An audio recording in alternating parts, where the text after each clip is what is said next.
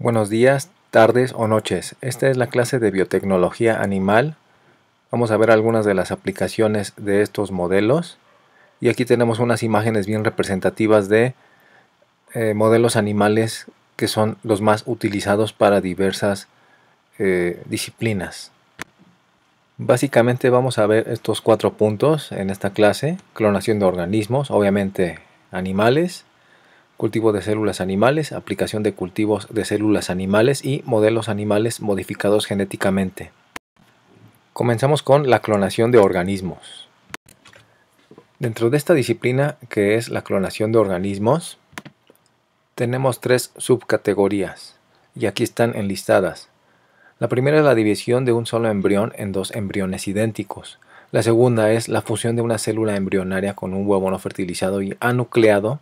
Y la tercera es la transferencia de todos los contenidos nucleares de una célula somática adulta o embrionaria a un huevo anucleado no fertilizado. Vamos a verlo de forma gráfica. Aquí están representados estos 3 tipos de clonación, pero a través de estos esquemas. Está el panel A, B y C, que son básicamente en los cuales nos enfocaremos de acuerdo a la lista que mencioné hace un momento. El primer tipo de clonación está representado, y de acuerdo a la lista que di, por el panel A. Y es prácticamente algo que ocurre de forma natural cuando se da el caso de gemelos. A partir de un huevo a partir de un embrión se puede dar lugar a 2 individuos y que al final serán genéticamente idénticos. El segundo caso lo vemos en el panel B, si lo notan, arriba del lado derecho, y ahí podemos ver que se fusionan 2 células, ¿sí? Esto vamos a ver más adelante. Un ejemplo de esto es cuando se generan la fusión de 2 células a través de una técnica que se conoce como hibridoma, y eso tiene una aplicación para la generación de anticuerpos. Lo vamos a ver en unos momentos. Y el tercer tipo de clonación es el que está representado en el panel C. Fíjense, del lado en el ángulo inferior izquierdo hay una imagen y ahí se puede ver la fusión de un núcleo con una célula anucleada. Y es prácticamente el mecanismo que se utilizó cuando se generó a la oveja Dolly. Ahora, estos son los 3 tipos de mecanismos a través de los cuales se puede hacer clonación. El primero, ya lo mencionamos, es prácticamente una técnica, o más que una técnica, es un mecanismo que ocurre de forma natural, el caso de los gemelos. Mientras que en el caso representado por el panel B y panel C, se puede notar que es algo que ocurre más bien de forma artificial, es algo que puede hacer el humano.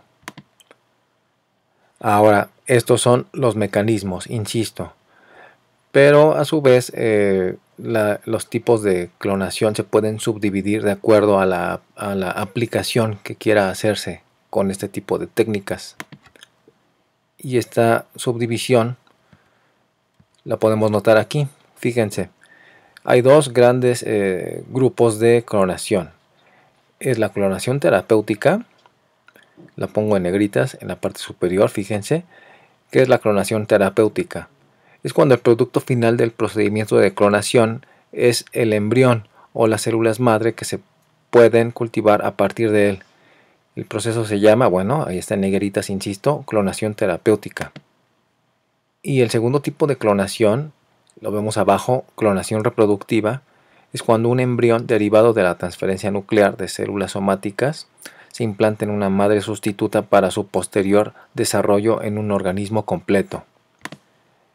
El primer tipo de clonación, el que está arriba señalado, clonación terapéutica, sí puede estar permitido. Y el de abajo, el de clonación reproductiva, es el tipo de clonación que es susceptible de no cumplir con ciertas normas éticas, morales, etcétera, legales. Porque básicamente implica todo ese tipo de cuestionamientos que se hace respecto a este tipo de prácticas, que se pueda clonar una persona, por ejemplo. Entonces esas serían las diferencias. Y bueno, retomando este esquema, solamente hacerlo notar, el panel D, el que está en el ángulo inferior derecho, del cual no hablé, lo uso para representar justo lo que mencionábamos de los dos tipos de clonación, la que sí está permitida y la que no está permitida. La primera sería la terapéutica y la segunda, la no permitida, sería la clonación reproductiva. Ahora vamos a hablar sobre el cultivo de células animales. Aquí en esta diapositiva podemos ver representados a través de esta tabla las ventajas y desventajas del manejo de diferentes células. Y agrego dicha tabla porque quiero hacer el contraste de qué ventajas ofrece el uso de células animales respecto a otro tipo de células. Y básicamente comenzamos a partir de la columna número 1, donde están los procariotas, ya pudieron ver. Y ahí tenemos a un organismo bien representativo que es E. coli. En medio está la columna que contiene a las levaduras y en la tercera columna a las células de mamífero. Bueno, a ver, contrastándolas, tienen ventajas y desventajas el uso de cada uno de esos modelos para diferentes aplicaciones. Muchas de estas para la investigación, por ejemplo. Si se fijan justo debajo del nombre de cada uno de estos organismos, que corresponde a cada una de las columnas, está un renglón, el renglón número 2, que tiene un símbolo de más. ¿Ya lo vieron? Si se fijan, en el segundo renglón, hasta el final del lado izquierdo está un símbolo de más. Insisto, en el renglón 2 y en el renglón 3 hay un símbolo de menos. ¿Qué representa cada uno de esos símbolos? Bueno, el símbolo de más representa las ventajas que tiene el uso de estos tres tipos de organismos, y el símbolo de menos representa las desventajas del uso de esos mismos organismos. Vamos con E. coli. A ver, una ventaja. Dice que es de fácil manipulación y que puede crecer a gran escala. Esto ya lo habíamos visto someramente cuando observamos biotecnología de microorganismos, que los procariotas pueden crecer rápidamente, no requieren tantos recursos, etcétera. Tienen muchas ventajas. Bueno, ahora vámonos con las levaduras que están en la columna 2. Ahí podemos ver que también es un modelo que crece rápidamente. Y algo bien interesante, fíjense, dentro de ese mismo cuadro de la levadura, dice que puede ya generar algunas modificaciones posttraduccionales. Esto es importante porque si estamos hablando de biotecnología en animales, biotecnología en general, que finalmente tiene que beneficiar al humano, y particularmente en el caso de la biotecnología roja, que tiene que ver mucho con la biomedicina, es importante considerar que hay algunas proteínas recombinantes, como el caso de la insulina, que una vez que son sintetizadas deben a su vez sufrir alguna modificación posttraduccional. Recuerden sus clases de biología celular 2. Hay eventos posttraduccionales que son necesarios para que una proteína, una vez sintetizada, lleve a cabo su función. Bueno, a eso se refiere lo de modificaciones posttraduccionales. Imagínense si hacen una proteína en una célula procariota y al final requiere una modificación posttraduccional para llevar a cabo una función, no podrían utilizarla al final, ¿se dan cuenta? Entonces es un cambio sensible entre estos dos modelos. Coinciden en que crecen rápido, pero ya empieza a haber ciertas diferencias para que un producto final como una proteína pueda llevar a cabo una función. Ahora, ya me extendí un poco aquí. Ahora, una ventaja de las células de mamífero, fíjense, bueno, pueden crecer en diferentes condiciones, incluso en suspensión, y pueden llevar a cabo modificaciones posttraduccionales. Incluso ahí se hace notar lo siguiente: todas las modificaciones posttraduccionales que requiera una proteína. Entonces aquí ya es un modelo más complejo. En las células de mamífero se parecen a nosotros, por supuesto, somos mamíferos, y entonces ahí podemos nosotros desarrollar alguna proteína recombinante, por ejemplo, la cual va a tener al final todas las modificaciones necesarias para administrar, no sé, una proteína como la insulina a algún enfermo. Ese es un ejemplo en el cual siempre me he apoyado y que coincide con esto que estamos mencionando. Ahora en el renglón final de esta tabla, donde está el símbolo de menos, podemos ver todas las desventajas que tiene el uso de todos estos tres modelos de estudio.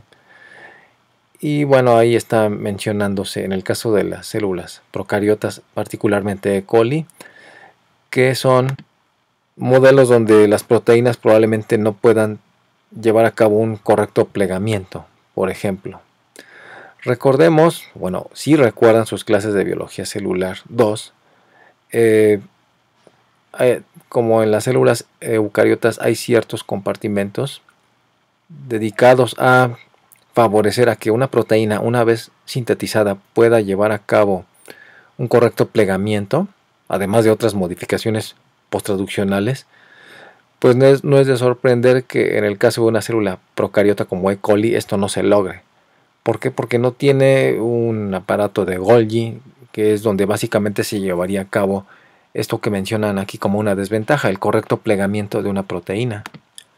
Y en general, pues no llevan a cabo prácticamente la mayoría de las modificaciones posttraduccionales. Ahora, hablando de las levaduras, una desventaja es que, si bien es cierto que pueden llevar a cabo ciertas modificaciones posttraduccionales, estas no se parecen al caso de las células de mamífero. Entonces no serían, por lo tanto, un modelo tan conveniente. Y bueno, aparentemente después de todo esto que dije, las células de mamífero, si queremos estudiar en mamífero o producir una proteína que se le quiere dar a un mamífero como el humano, pues sería el mejor modelo. No, también tiene ciertas desventajas. Vean, menciona que las células de mamífero crecen lento. Es muy caro mantener el tipo de cultivos de células de mamífero. No se pueden llevar o difícilmente se pueden llevar a una escala industrial, por ejemplo, a producir mucho.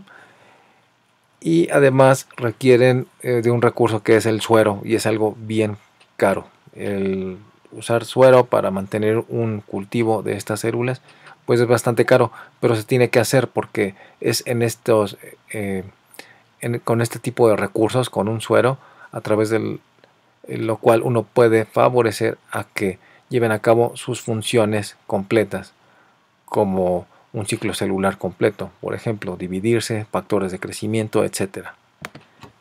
Entonces estamos viendo, insisto, recapitulando una diapositiva donde está esta tabla y nos muestran pros y contras del uso de alguno de estos modelos. Entonces nos quedamos con la columna final, la del lado, la columna 3. Vamos a hablar básicamente de ese tipo de células, o abundantemente en células de mamífero, aunque también hay otras células animales, pero les quería mostrar esta diapositiva para hacer notar estos contrastes. Abundando más en las características del crecimiento de células animales en cultivo, vamos a ver 3 puntos aquí en esta diapositiva. Cuidados durante el cultivo, cómo se pueden dividir los tipos de cultivo y otras características. Dentro de los cuidados, bueno, básicamente uno muy importante es el de evitar la contaminación ante patógenos como bacterias, levaduras u hongos. Recordemos que el cultivo de estas células animales van a hacerse en un medio bastante rico en nutrientes. Entonces esto puede favorecer aún más el que crezcan otro tipo de organismos como los que acabo de mencionar. Otro punto importante es que se pueden dividir los recursos animales, el cultivo de recursos animales, en cultivo de órganos, tejidos o cultivo celular, que es el que más el más recurrente. Y a su vez se puede subdividir en el tipo de crecimiento a través de suspensión celular o en monocapa. Un ejemplo de monocapa está representado por la imagen que está en el ángulo inferior derecho de esta diapositiva. Y el tercer punto del cual les quiero hablar en esta diapositiva es que hay otras características que pueden desarrollar este tipo de cultivos. Se pueden mantener por mucho tiempo, incluso como una línea celular, y esto también puede implicar que pueden perder algunas de sus características diferenciadas con el tiempo. Esto va a quedar un poco más claro con la diapositiva siguiente. Hay un término en el cultivo de este tipo de recursos que se conoce como células inmortalizadas. Y por definición, este tipo de células tienen esta característica: continúan creciendo y dividiéndose indefinidamente in vitro durante el tiempo que se mantengan las condiciones de cultivo y además que tengan nutrientes correctos. Estas células inmortalizadas también se conocen como células transformadas, que son aquellas que han cuyas propiedades de crecimiento se han alterado. Todo esto lo podemos ver de forma integral como el modelo que se utiliza mucho para estudiar el cáncer de cérvix. Seguramente han escuchado del término línea celular.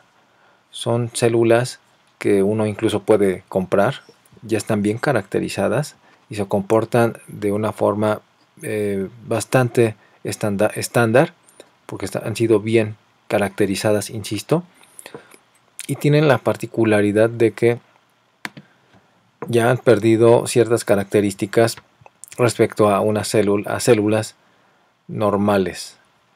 ¿A qué me refiero con normales? Pues como todos sabemos, una célula tiene una fecha de caducidad en el sentido de que en algún momento tiene que morir. Este tipo de células no lo hacen porque tienen alteradas esas capacidades como la muerte, procesos de muerte celular.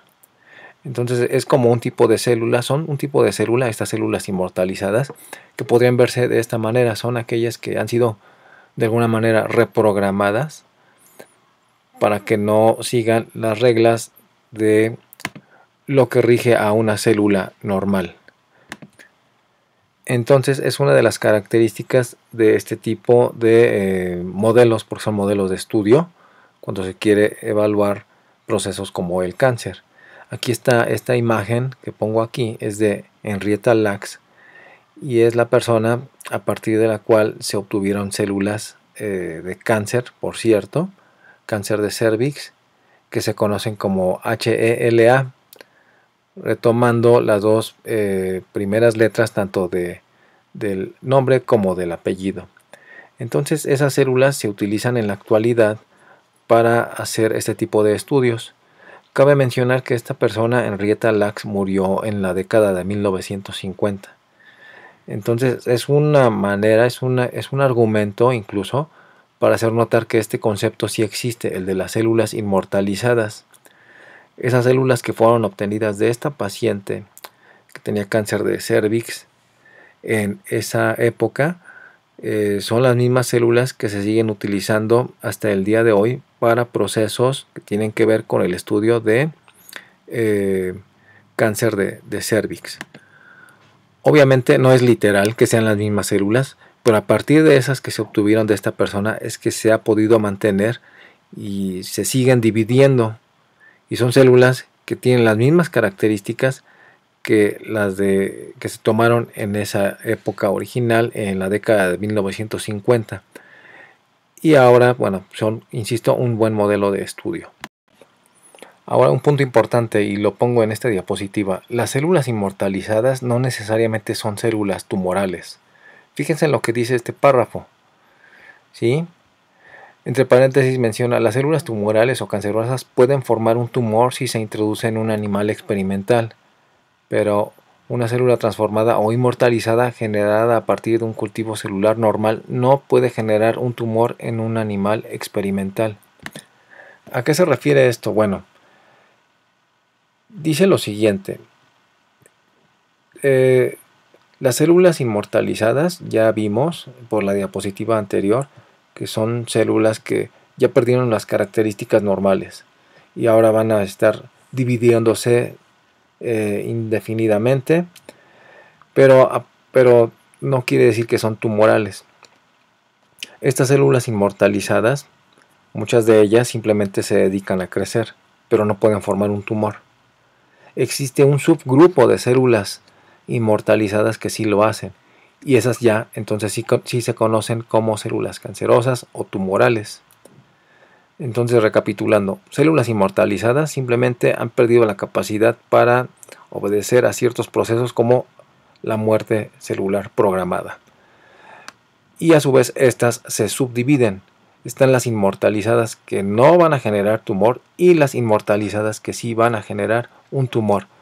Quédense con eso, sería una forma más sintetizada de tomarlo. Un ejemplo bien recurrente es el que seguramente han escuchado este término, el de tumores benignos, ¿sí? Bueno, es un ejemplo de que hay veces que hay hiperplasias en un organismo, que esto es un crecimiento descontrolado en algún tejido, pero no implica que sea cáncer. Entonces es un buen ejemplo para retomar que inmortalizadas sí hay un crecimiento y no se mueren, pero no quiere decir que necesariamente tengan que ser tumorales. Ahora vamos a ver algunas de las aplicaciones de los cultivos de células animales.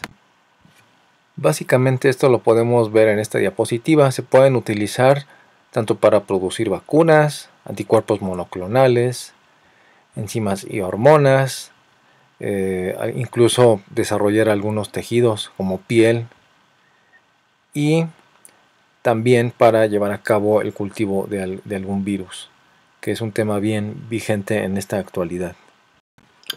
Vamos a hablar ahora de una proteína que es el activador de plasminógeno tisular, y entre paréntesis lo pongo como TPA, así es como se abrevia, y esto lo hago para ya no hablar con tanta abundancia de la insulina, que creo que es el ejemplo al que más recurro. Vamos a cambiarle un poco. Bueno, ¿por qué es importante esta proteína? Esta proteína es importante porque lleva a cabo la siguiente función. ¿Ven el esquema? ¿Ya vieron el cuadro rojo? Dice TPA, es la proteína de la cual les estoy hablando. Pues esta proteína es importante porque va a llevar a cabo el siguiente papel. Si se fijan, hay una flecha de color azul que apunta hacia justo debajo de donde dice plasminógeno. Plasminógeno está en color azul, en un cuadro azul. Recapitulando, lo que está en rojo es la proteína de la cual les estoy hablando y que es importante.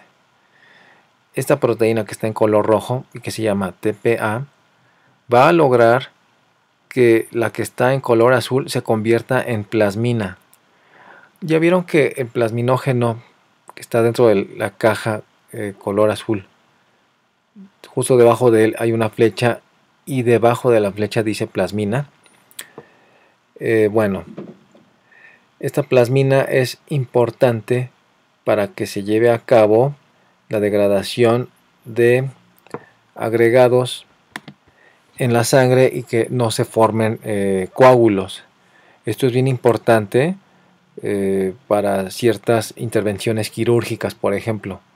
A una persona que recién la operan y donde es crucial evitar que se formen ese tipo de formaciones, este tipo de coágulos, es importante para evitar que le dé un infarto a una persona, por ejemplo. Ese es el problema que se quiere resolver. Tiene otras aplicaciones, pero uno de los principales es este que les estoy contando. Entonces, ¿cómo se evita que a alguien le dé un infarto potencial derivado de que hay un coágulo en el organismo? Ya vieron que hay unas tijeras justo debajo de la caja azul donde dice plasminógeno. Hay dos flechas. Justo debajo de la segunda están unas tijeras. Esas tijeras representan esto que les estoy comentando. Es lo que va a degradar esos productos para evitar que se formen los coágulos. Ahora, ¿cómo le hago para tener esas tijeras? Vámonos para arriba. Está la plasmina, que es una enzima que prácticamente es la que va a llevar a cabo este proceso, cortar. Pero esa plasmina no se forma de la nada. Necesita un precursor y ese precursor es el plasminógeno. El plasminógeno es como un zimógeno. ¿Se acuerdan de los zimógenos, que son enzimas que no tienen una actividad hasta que llega algo y las corta? Bueno, el plasminógeno es justamente eso. La proteína que está en color azul es el precursor de la plasmina, la cual a su vez son las tijeras que necesitamos para que no se formen los coágulos. Entonces, explicándolo de forma integral, recapitulando, existe un problema, que se tienen que degradar esos coágulos. ¿Quién lo hace? La plasmina. Pero para que haya plasmina necesitamos plasminógeno, que es el que está en azul. Y ese plasminógeno está inerte, y no va a formar plasmina a menos que llegue la proteína que está en rojo, TPA, que es la que de la que estamos hablando. Entonces esta es una manera muy buena para administrarle TPA a pacientes que han sido recién intervenidos quirúrgicamente y que no se le formen estos coágulos. Se le da TPA, que es lo que está en rojo, con lo cual su plasminógeno se va a convertir en plasmina y entonces los coágulos se van a degradar. Así es como se interpreta. Bueno, ya que les conté todo el background de por qué es importante esta proteína TPA, vamos a ver que se puede desarrollar a través de esta tecnología de cultivo de células animales. Yo siempre les hablé con insistencia de cómo se generaba la insulina. Y ahí hablábamos someramente y decíamos que se podía tanto sintetizar en una célula procariota o en una eucariota como una levadura. Aquí vamos a dar un paso más adelante en complejidad. Aquí vamos a hablar del uso de células de mamífero. Pero básicamente sería el mismo principio, fíjense. Todo comienza con un DNA recombinante. ¿Ya vieron el círculo que está en el ángulo superior izquierdo? Bueno, es un plásmido el cual a su vez contiene el gen de TPA, que es el activador plasminógeno tisular. Nuestro TPA está dentro de ese plásmido. Así como hablábamos antes de la insulina que se mete en un plásmido, ahora no. Ahora va a ser el gen del TPA. Eso se va a insertar en una célula de mamífero. ¿Ya vieron la flecha? Hacia el lado, que apunta hacia el lado derecho. Entonces se va a hacer por transfección. Ya vimos algunas técnicas como la electroporación. Es una de las más utilizadas. Por descarga eléctrica se generan poros en las membranas y así es como se insertaría nuestro DNA recombinante, el cual contiene el gen TPA. Y bueno, son cosas que ya hemos visto. Se hace la transfección y después esas células, las que sobrevivieron, porque recuerden, en la electroporación muchas pueden morir, las que sobreviven se cultivan y después se hace una selección, porque no todas habrán incorporado, aunque tiene un gran éxito, el mayor porcentaje de células que logran sobrevivir es porque además incluyeron el DNA recombinante. Hay veces que no todas lo incluyen, entonces se seleccionan, se hace un cultivo y se seleccionan aquellas que sí tienen el gen. Ya hemos visto algunas técnicas para seleccionar células positivas ante un DNA recombinante. Y una vez que tenemos seleccionadas nuestras células, pues se crecen en un medio de cultivo. Aquí podemos ver que es en un frasco, sería como un medio de cultivo, el cual mantiene a células en suspensión. Y fíjense cómo tenemos ahora representado también un recurso del cual hablábamos antes, que son los bioreactores. Es un pequeño bioreactor donde se van a generar las condiciones para que crezcan estas células. Entonces este es un buen ejemplo para retomar información que ya habíamos abordado. Tecnología del DNA recombinante, transfección, etcétera, y el uso de bioreactores. Todo en conjunto para lograr que una proteína se pueda desarrollar, pueda expresarse en una célula de mamífero. Ahora vamos a hablar de una técnica que se conoce como tecnología de hibridoma. Aquí básicamente es el resultado de la fusión de dos tipos de células. Y retomo lo que mencionábamos cuando hablábamos de clonación, uno de los tipos de los mecanismos de clonación. Bueno, este sería el del hibridoma. Y bueno, aquí en este tipo de técnicas, la célula híbrida resultante se puede clonar, produciendo muchas células idénticas. Cada una de las clonas hijas pueden secretar el producto de la célula inmunitaria durante un largo periodo. Ahora aquí hay un punto importante. Hablé de célula inmunitaria. ¿Qué tiene que ver esto? Bueno, esta tecnología del hibridoma se utiliza mucho para la producción de anticuerpos. Y obviamente para generar un anticuerpo se requiere en principio de una célula inmunitaria, que es quien generaría estos anticuerpos. Ahora, abajo de este párrafo represento de una forma un poco más simplificada lo que implica generar una célula híbrida con esta tecnología de hibridoma. Y lo represento con esta suma bien básica.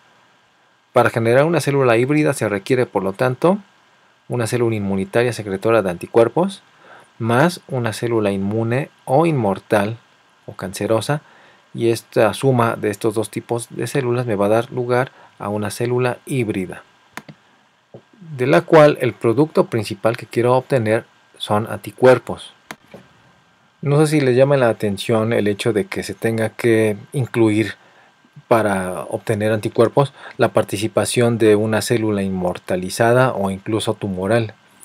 Bueno, recordemos que una de las propiedades de las células inmortalizadas es que pueden crecer indefinidamente. Si no hay algo que las vaya a detener, mientras uno les ofrezca los recursos necesarios, nutrientes adecuados, etc. Mientras uno mantenga en esas condiciones a una célula inmortalizada, esta va a seguir creciendo y creciendo de una forma bastante exacerbada en relación a una célula normal. Entonces eso sí sería una ventaja y sería una manera de lograr librar uno de los inconvenientes del cultivo de células animales. ¿Se acuerdan que uno de ellos era que no se puede llevar a una gran escala como células procariotas?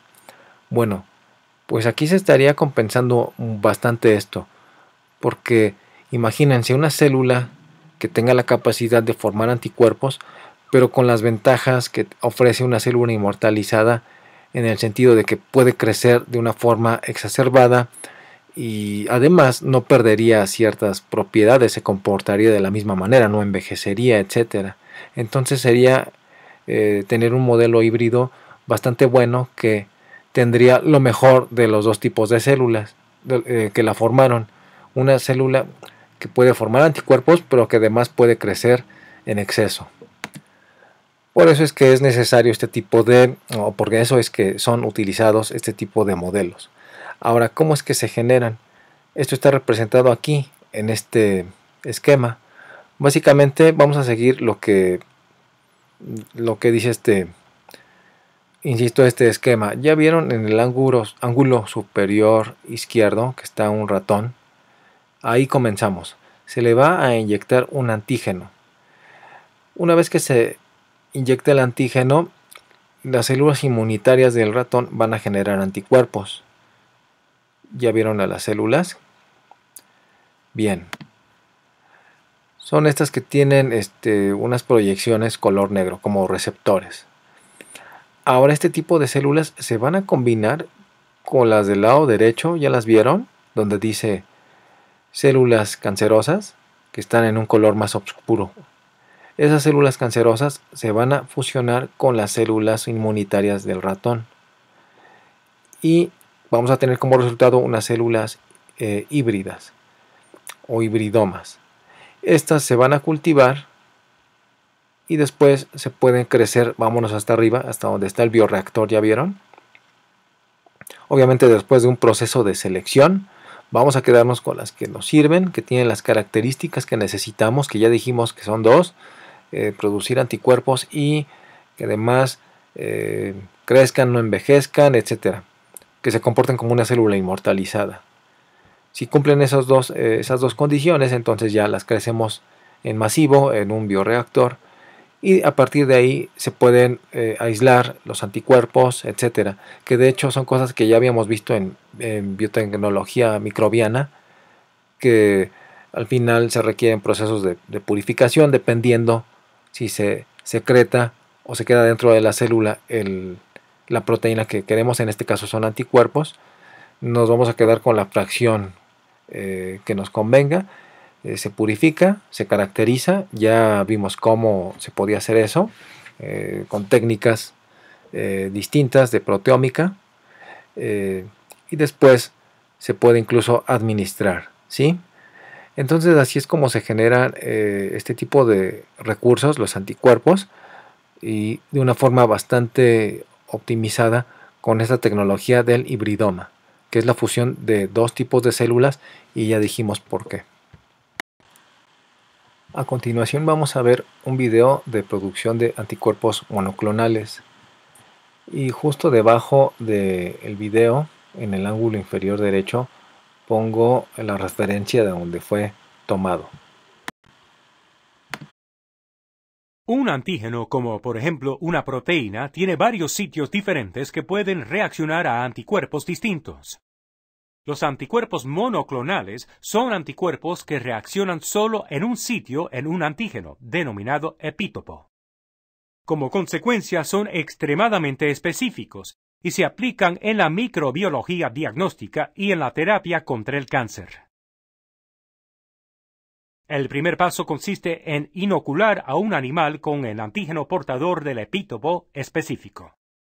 A continuación, se aíslan las células B del vaso y luego se mezclan con un tipo de célula cancerosa que se llama mieloma y que desarrolla continuamente. Los dos tipos de células se fusionan para formar unas células denominadas hibridomas. La mezcla de células se cultiva bajo condiciones que permiten únicamente el desarrollo de las células hibridomas, y no el de las células B ni tampoco el de los mielomas.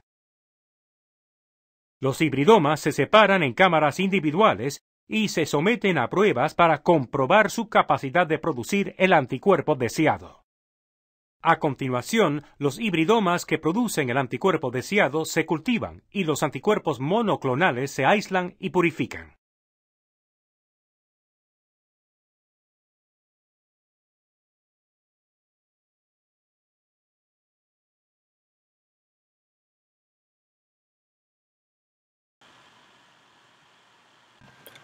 Bien, me he detenido bastante hablando de los tipos de cultivos y fundamentalmente insistí bastante en cultivo celular. Pero bueno, a nivel macro también se pueden utilizar estos organismos, los animales, para las diferentes aplicaciones dentro de esta disciplina que es la biotecnología de animales. Un modelo bastante recurrente es el de Drosophila. Básicamente, bueno, ¿qué es lo que permite que tenga esa aplicación en biotecnología y además pueda tener un beneficio para el humano? Fíjense lo que dice aquí en este párrafo. Gracias a este modelo se puede ayudar a comprender las enfermedades neurodegenerativas humanas. ¿Y esto por qué? Genéticamente hay bastante coincidencia entre el genoma de este organismo, Drosophila, y el humano. Entonces, quiere decir que hay algunos genes conservados y estos son susceptibles de ser evaluados en estos modelos.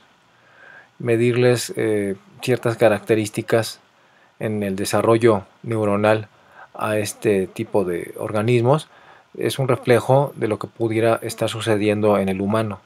Dado que son genes que tienen una alta homología en cuanto a la secuencia, entonces es por lo cual se pueden extrapolar los datos que se obtengan una vez que se decide utilizar estos modelos para su estudio en áreas como en la investigación en el desarrollo neuronal, por ejemplo, y otro tipo de aplicaciones de las cuales se sabe bastante, que es este modelo, además de estudiar esto de las enfermedades neurodegenerativas, también se ha utilizado bastante para comprender cómo es que hay ciertos compuestos que pueden ser mutagénicos para el humano, básicamente. Entonces, de acuerdo a ciertas características que tienen, como un ciclo de vida rápido, una alta tasa de mutación, es que también puede ser bastante útil este modelo. Entonces nos puede servir en general para varias áreas de la biotecnología animal, particularmente en el área de biomedicina, por ejemplo, toxicología, donde se pueden ver propiedades de algunos compuestos, o en biología del desarrollo, particularmente enfermedades neurodegenerativas. Entonces ahí tenemos un ejemplo claro de que este modelo puede ser aplicado para diferentes áreas y que coinciden para un beneficio para el humano. Brevemente hablé de Drosophila, pero uno de los modelos que más se utilizan en otro tipo de enfermedades y que por excelencia se ha mantenido es el de los ratones.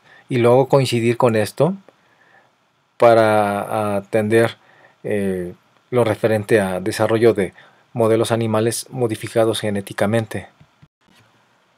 Básicamente lo que nos permiten estos modelos animales modificados genéticamente, y hablando, uno de los ejemplos más icónicos es el de los ratones modificados genéticamente, es que estos modelos nos van a permitir entender diferencias entre estados sanos y enfermos, hablando concretamente para el caso del humano.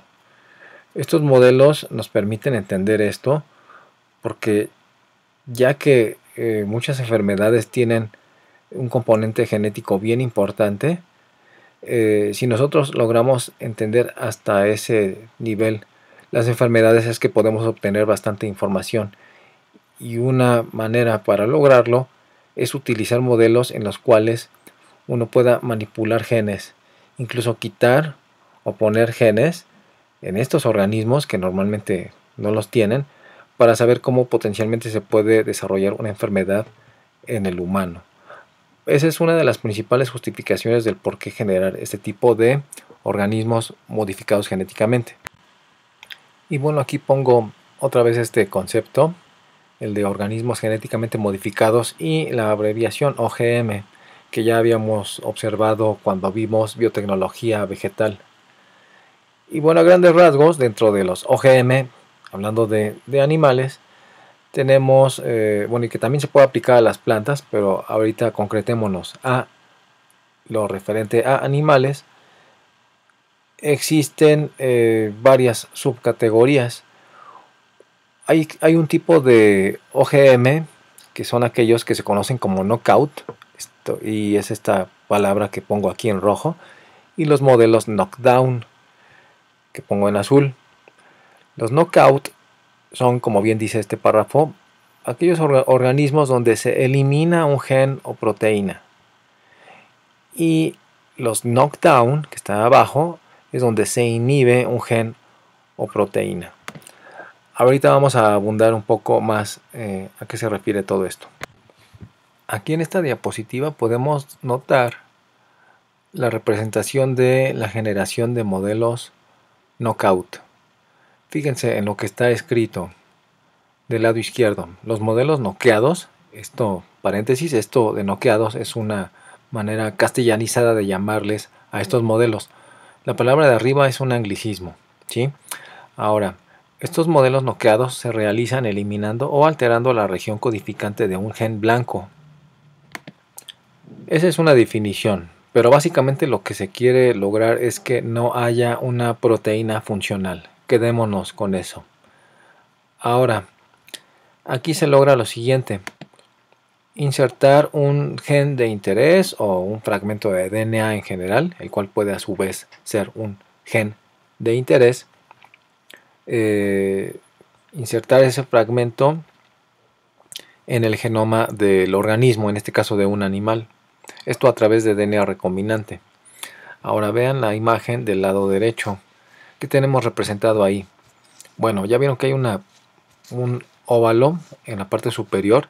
Eso sería como el plásmido del tipo de plásmido de los cuales hemos hablado a lo largo del curso. Justo debajo tiene una región representada con un rectángulo y que tiene varios colores, unos fragmentos en blanco y otros en color gris.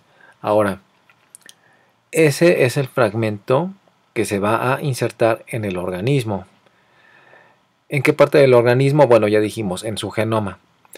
Bueno, pues ahí donde dice alelo blanco, ¿ya vieron? Target allele, ahí donde dice dentro de esa flecha, color blanco. Bueno, esa es la región dentro del genoma del organismo, del animal que se va a modificar genéticamente. Ahí en esa región va a insertarse el fragmento que lleva consigo el plásmido. Y el resultado es lo que está debajo de la flecha punteada. ¿Ya vieron? Entonces sí se logra insertar el fragmento que está en color gris a través de un proceso que se conoce como recombinación homóloga. Este es el proceso a través del cual se da variabilidad genética entre organismos de reproducción sexual. Recordemos, nosotros somos organismos diploides El crossing over es uno de los eventos que ocurren cuando se da esta recombinación homóloga, cuando se combina la carga genética de ambos padres, hablando concretamente de los humanos, se logra a través de los mecanismos conocidos como recombinación homóloga. Bueno, pues aprovechando esos mecanismos naturales, es que nosotros podríamos insertar un fragmento en esos sitios susceptibles de recombinación homóloga.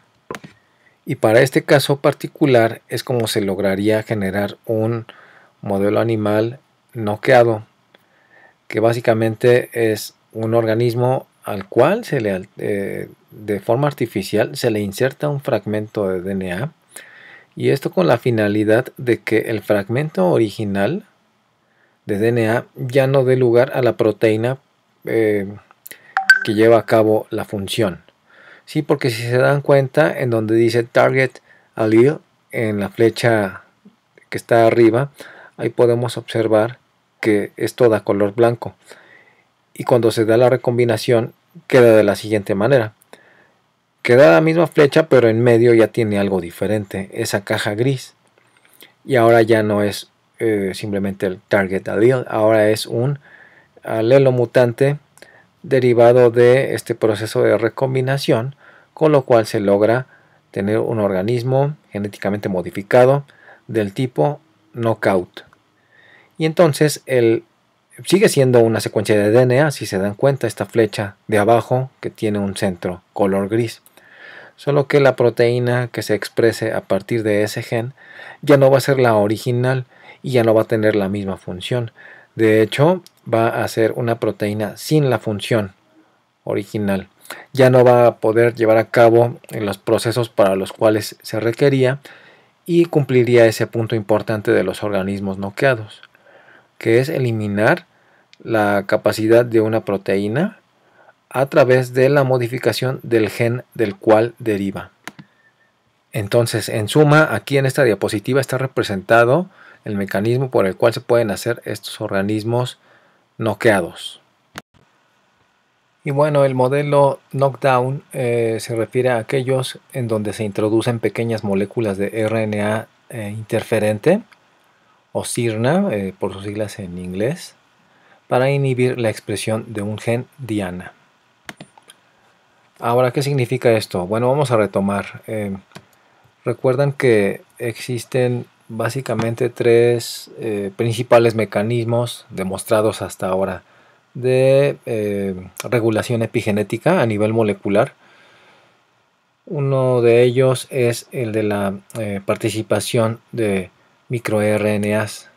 Los otros dos ya los habíamos visto someramente, que es la metilación del DNA o el arreglo que existe entre histonas.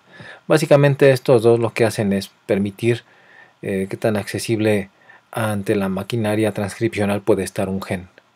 Sí, son mecanismos que van a permitir que se enciendan o se apaguen genes. Uno de ellos es el que está ahora representado aquí del lado izquierdo, perdón, del lado derecho. Esta imagen representa la biogénesis de un microRNA. El microRNA es la pequeña molécula que vemos en color rosa y dentro de un círculo verde. ¿Ya vieron? Hasta abajo de la imagen que acabo de ponerles del lado derecho, fíjense hasta abajo. Hay una línea roja, ese es el RNA mensajero. Y encima de este están unas moléculas de microRNAs que se van a unir a dicho RNA mensajero. Son las que están en color rosa. Esos microRNAs se forman de forma natural en una célula y permiten regular a nivel posttranscripcional a un RNA mensajero. Si llega un microRNA y se une a un RNA mensajero, pueden suceder dos cosas y están representados en la llave final de esa figura. Hasta abajo, ¿ya vieron? Hay dos flechitas que derivan de una misma llave y una nos dice que se va a evitar la traducción y además se puede degradar el RNA mensajero. El punto es el siguiente. al final no va a haber proteína derivada de ese RNA mensajero. Recapitulando, el RNA mensajero que está en color rojo, de ahí debería de formarse una proteína, pero no va a ser posible si se pega esa molécula pequeñita que estamos viendo en color rosa, que es el microRNA. Entonces es una manera que se puede utilizar. Esto ocurre de forma natural, pero lo podemos hacer de forma artificial. Se pueden sintetizar moléculas similares a esos microRNAs, solo que se llaman sirnas, como lo que está dentro del paréntesis, en la parte superior. Y esos RNAs interferentes van a ayudarnos a que al final una proteína no se exprese. Si se fijan, aquí hay una coincidencia. ¿Qué tienen en común los knockdown y los knockout? Que al final lo que se quiere evitar es tener una proteína, y sobre todo una proteína funcional, ¿sí? No se va a tener el fenotipo. La diferencia es que en el caso del modelo knockdown se tiene que manipular a nivel genético, y aquí es a nivel epigenético el knockdown, porque no se está tocando el DNA. Aquí lo que se hace es afectar a un nivel post-transcripcional. Entonces así es como se pueden generar estos modelos, particularmente ratones. Se toman células a las cuales se les inyectan estos microRNAs y luego son insertadas en el organismo. Y se tienen modelos que al final tienen el fenotipo esperado, ¿sí? Van a ser ratones los cuales no van a tener una expresión de una proteína. ¿De qué proteína? Pues de aquella proteína cuyo RNA mensajero haya sido atacado por el RNA interferente que hayamos agregado, el sirna que se le haya insertado. Recapitulando, en esta tabla vamos a comparar los puntos en los cuales coinciden tanto los modelos knockdown como los knockout. Pero había dicho algo, que tienen algunos puntos donde coinciden. Lo pongo esto en color negro en el texto de la parte superior, y son 3 puntos básicamente. En estos modelos se pretende alterar la expresión génica promoviendo cambios fenotípicos detectables. Dichos cambios pueden usarse para reducir la función proteica, y el análisis implica comparar el comportamiento y las características de los modelos mutantes con el tipo silvestre. Bueno, eso es lo que se hace con estos modelos, así se interpretarían. Pero les estaba comentando cómo comparar. Aquí les pongo esta tabla en color azul. Fíjense. En la columna del lado izquierdo tenemos todo lo que tiene que ver con los modelos knockout, que ya dijimos que son aquellos donde sí se va a modificar el DNA a nivel genético, a nivel del DNA se van a hacer los cambios. Y del lado derecho tenemos la columna de los knockdown, que aquí vimos que no se va a tocar el DNA. Lo que se va a evitar es que el RNA mensajero que estén produciendo estos modelos sea atacado por un pequeño RNA que se conoce como RNA interferente, o sirna por sus siglas en inglés. Ahora vamos a ver la tabla. Vamos al primer renglón. Los modelos knockout, en ellos la expresión genética nunca volverá a estar presente. Del lado derecho vemos a un knockdown. Aquí se omite la expresión de un gen, pero el gen está presente, ¿sí? Lo que quiere decir este punto para los knockdown es que siempre va a haber expresión a nivel de mensajero, pero lo que se va a intervenir, lo que se va a bloquear es el RNA mensajero. Al DNA no se le va a hacer absolutamente nada. Ahora vámonos al renglón 2. En los knockout hay recombinación homóloga. Ya vimos que para que se pueda insertar un fragmento de acuerdo al modelo que estábamos viendo, se requiere de este mecanismo, que de hecho es un mecanismo natural, la recombinación homóloga. Y en el caso de los knockdown dice que no hay deleción. ¿A qué se refiere esto? Se refiere a que no va a haber una mutación del tipo de lesión, no se va a retirar el fragmento original del gen del cual no se quiere obtener una proteína funcional. Quiere decir que el DNA quedó intacto, no se le hizo absolutamente nada. Ahora vámonos al renglón 3. En el caso de los knockout, la función derivada del gen completamente omitida. Quiere decir que al 100% se va a omitir la expresión de la proteína derivada del gen original. Y en el caso de los knockdown, dice lo siguiente: hay una baja expresión, pero no es completamente omitida. ¿Qué quiere decir esto? Recordemos, estamos diciendo que los knockdown son modelos donde sí va a haber expresión de RNA mensajero, y ahí es donde nosotros tenemos que agregar el siRNA para que este RNA mensajero no se convierta en proteína. Pero dependerá de la cantidad de siRNA que le agreguemos a estos modelos para que el modelo sea eficiente. En otras palabras, por más siRNA que agreguemos, no se puede abatir al 100% la expresión de estas proteínas derivadas de estos modelos knockdown.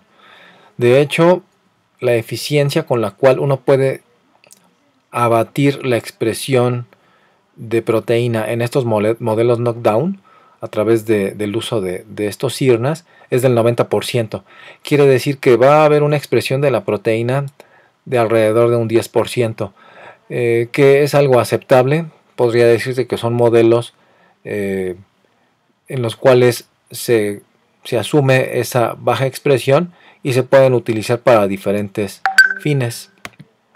Otro punto a consideración en el caso de los modelos knockout: se requiere mucho, y es el renglón final, se requiere mucho tiempo para generarlos. Y en el caso de los knockdown, aquí se requieren pocas semanas para generarlos. Esa sí es una ventaja grandísima que tienen los modelos knockdown. Si bien es cierto que permiten que se exprese un poco de proteína, alrededor del 10%, bueno, es un riesgo que se asume, y sobre todo si consideramos que para generar estos modelos se requiere relativamente poco tiempo, a diferencia de los knockout. Entonces, si se dan cuenta, ambos modelos tienen pros y contras. Además, una diferencia esencial entre ellos es que los knockout sí son modificados a nivel de su genoma, y en el caso de los knockdown, la alteración no es a nivel genómico, es a nivel epigenético, porque se está modificando el mensajero, ¿sí? Se está haciendo una modificación a nivel post-transcripcional. Y en suma, y para que no haya confusión, ¿qué tienen en común? Al final lo que nos está interesando es que queremos un fenotipo, y nos lo pueden dar cualquiera de estos dos modelos. Y es que el objetivo principal es que no se obtenga una proteína funcional, ¿sí? Lo que se quiere evitar es tener una proteína funcional para los fines que sean necesarios. Básicamente, mucha de esta información es importante y se aborda en el área de investigación biomédica. Bueno, siendo un poco reiterativo, voy a explicar ya de manera final las diferencias entre un modelo knockout y un knockdown. Arriba tenemos un ratón knockout representado con este ratón, el cual tiene un letrero rojo, y el knockdown, el ratón de abajo, con el letrero color azul. El knockout es un modelo de ratones el cual va a ser modificado a nivel de su DNA, de su genoma. Ahí sí se está manipulando el DNA. En el caso de los knockdown no se modifica el DNA de estos organismos. Se hace una modificación a nivel post-transcripcional. Es decir, lo que se está atacando directamente es el RNA mensajero a través de lo que ya habíamos visto, un siRNA, que son pequeños RNAs, los cuales tienen la capacidad de unirse al RNA mensajero porque todavía lo van a producir. ¿Sí? Estos ratones knockdown tienen el gen, lo van a producir, y este va a ser atacado por, el mensajero que derive de este gen va a ser atacado por estos siRNAs. Pero de cualquier manera, independientemente si se trata de un modelo knockout o un modelo knockdown, el resultado es el mismo. Las proteínas ya no se van a tener proteínas funcionales, con lo cual se obtiene el fenotipo esperado, que es algo que se busca en estos modelos. Sistemas biológicos en donde una proteína de la cual queremos conocer su función, pues ya no va a estar presente.